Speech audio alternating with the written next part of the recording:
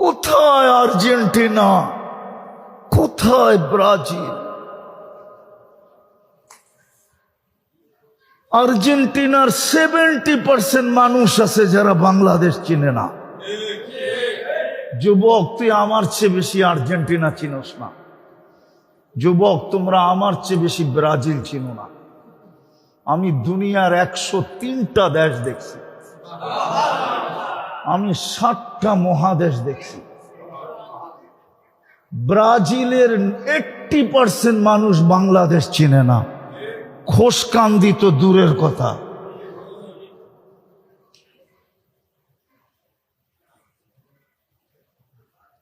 আমার চিৎকার দিয়ে কাঁদতে মনে চায়, বিশ্বাস করেন, আমার বুক ফেটে যায়, কারণ আমি নবীর আশেক হয়ে মরতে চাই, কিয়ামতের দিন আশেক হয়ে উঠতে চাই। আমি চাই কবরে গেলে যখন প্রশ্ন করবে ফেরেশতা, মা কুনতা তাকুলু ফি হাযার রাজুলি মুহাম্মাদিন, তুমি ওনার রঙে কতটুকু রঙিন ছিলা, তো আমি চাই আল্লাহর কাছে দোয়া করি আল্লাহর রসুলই যেন প্রথমে হাসি দিয়া বলে আমি চিনি, আমি আমি আমি এঁকেছি। আমার মন চায় আমি চিৎকার দিয়া কাঁদি এই যুবক করে দেখলে। এই জন্য আমার কথা শুরু ছিল, মুসলমানের ঘরে জন্ম নিলেই মুসলমান হয় না। যদি হইতো তাহলে আল্লাহ মুসলমানকে কেন বলতেন, ইয়া আইয়ুহাল্লাযীনা আমানুত্তাকুল্লাহ হাক্কা তুকাতি ওয়ালা তামুতুন্না ইল্লা ওয়া আনতুম মুসলিমুন।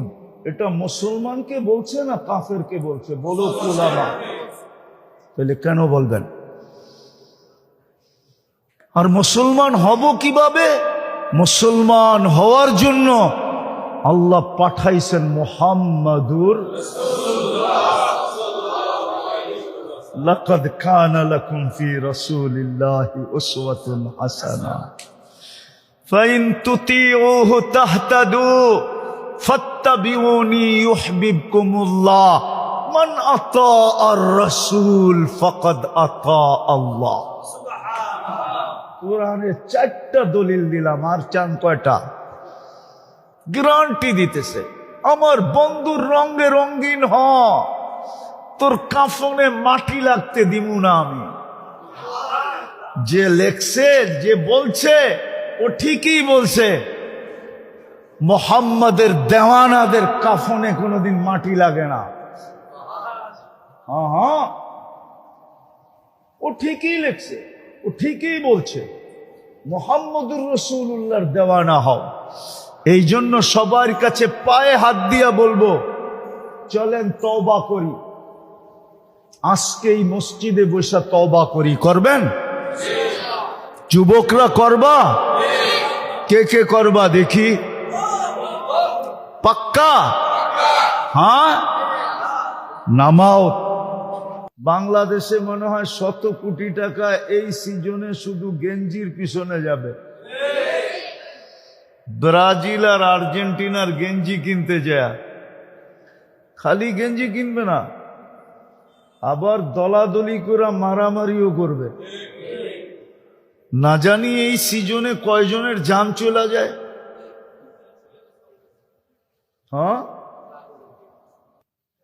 না জানি কয়জনের জান চলে যায়। হ্যাঁ, এদিকে এদিকে এদিকে। আমি জানি শয়তান আপনি করে মনোযোগ দিয়ে শুনতে দিবে না।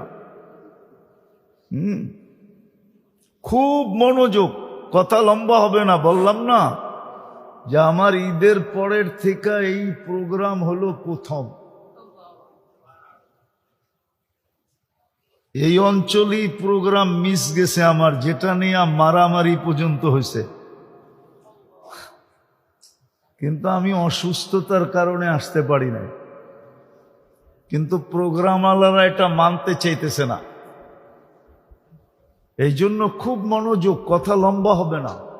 তা আমি যেটা বুঝাইতেছিলাম, আমাদেরকে 3 বার পছন্দ করছে কে? প্রথম মানুষ হিসাবে, ঠিক না? দ্বিতীয় মুসলমান হিসাবে, তৃতীয়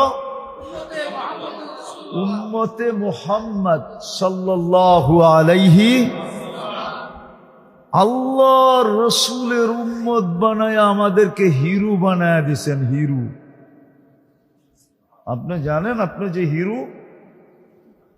হুজুরে মানতে রাজি না। কি রাজি মানতে? না না, দলিল দেই।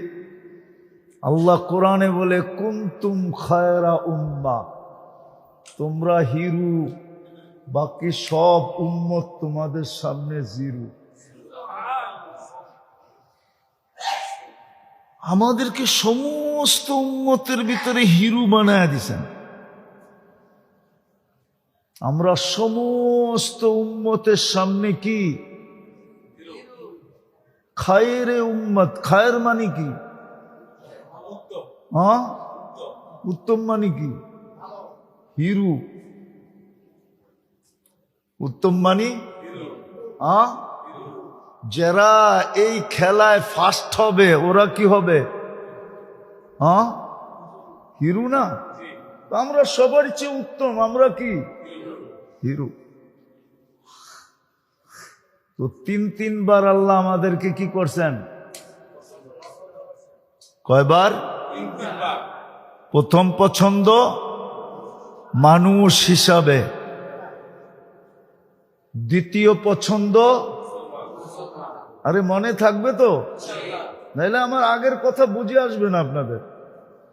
দ্বিতীয় পছন্দ মুসলমান, তৃতীয় পছন্দ উম্মতে মুহাম্মাদুর রাসূলুল্লাহ সাল্লাল্লাহু আলাইহি ওয়াসাল্লাম।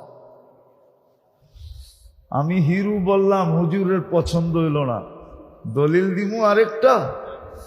যদি এই উম্মত হিরুই না হইতো তাহলে নবীরা কেন উম্মত হওয়ার জন্য চোখের পানি ঝরাইতো? নবীরা কেন উম্মত হওয়ার জন্য চোখের পানি ঝরাইতো?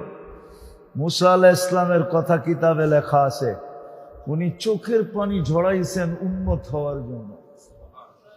শুধু একজনের চোখের পানি আল্লাহ কবুল করছেন, উনি ঈসা আলাইহিস সালাম। উনি উম্মত হয়ে আসবেন, আর কারো চোখের পানি আল্লাহ কবুল করেন নাই। আরেকজনেরটা কবুল করছেন কিন্তু উম্মত হিসাবে না। দানিয়াল আলাইহিস সালামের দোয়া কবুল হয়েছে শুধু দাফন আর কাফন হিসাবে। উনি দোয়া করছিলেন উম্মতে মুহাম্মদী যেন আমাকে কাফন পড়ায়া দাফন করে দেয়। আল্লাহ কবুল করছিলেন। ২৫০০ বৎসর ওনাকে সুরক্ষিত রাখা হয়েছিল। ২৫০০ বৎসর পরে যখন উম্মতে মুহাম্মদী আসছেন, সাহাবায়ে কেরাম ওনাকে কাফন পড়ায়া দাফন করছেন। তাহলে আমরা কি হিরু? কি হুজুরের বুঝে আসছে আমরা কি হিরু?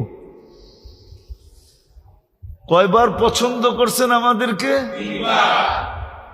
যাদেরকে তিনবার পছন্দ করলেন, হিরু বানাইলেন, কোনদিন তাদেরকে এই কথা বলতেন না যে ওয়ালা তামুতুন্না ইল্লা ওয়া আনতুম মুসলিমুন। যদি শুধু মুসলমানের ঘরে জন্ম নিলেই চলতো তাইলে এই কথা তাদেরকে কোনোদিন বলতেন না। এটা কিন্তু কোরআন আমাদেরকেই বলছেন, ইয়া আইয়ুহাল্লাযীনা আমানুত্তাকুল্লাহ হাক্কা তুকাতি ওয়ালা তামুতুন্না ইল্লা ওয়া আনতুম মুসলিমুন। এই জন্য আমার কথা শুরু ছিল মুসলমানের ঘরে জন্ম নিলেই মুসলমান হয় না। মুসলমানের ঘরে জন্ম নিলেই কি হয় না?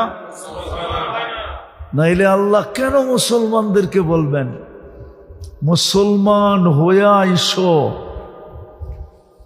এই কথা কেন বলবেন?